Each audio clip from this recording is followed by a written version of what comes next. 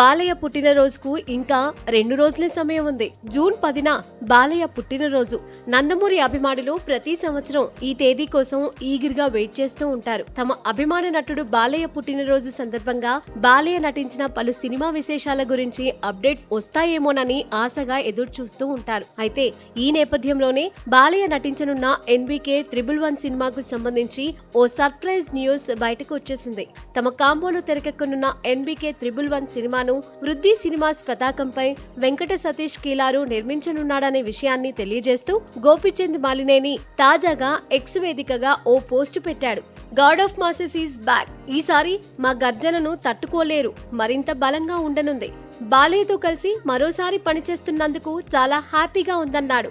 మాటిస్తున్నా ఇది చరిత్రలో నిలిచిపోయే చిత్రం కానుందంటూ చెప్పుకొచ్చాడు director Gopichand Malineni.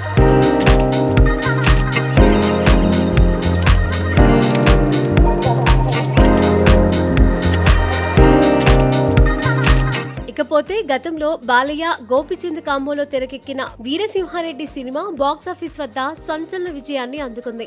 Action entertainer గా రూపొందిన ఈ సినిమాలో బాలయ్య డ్యూయల్ రోల్లో కనిపించాడు.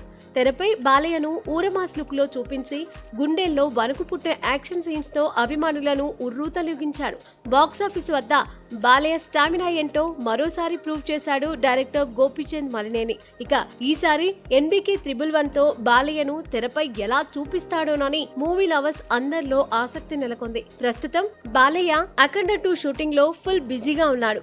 బోయపాటి శ్రీనుతో సినిమా పూర్తయిన వెంటనే NBK 111 ప్రాజెక్టును మొదలు పెట్టనున్నట్లు సమాచారం. మరి వీరసింహారెడ్డితో బాలయ్యకు సూపర్ డూప్ హిట్ ఇచ్చిన గోపీచంద్ ఈసారి NBK 111 తో బాక్సాఫీస్ వద్ద ఎలాంటి సెన్సేషన్ క్రియేట్ చేయనున్నాడో చూడాలి.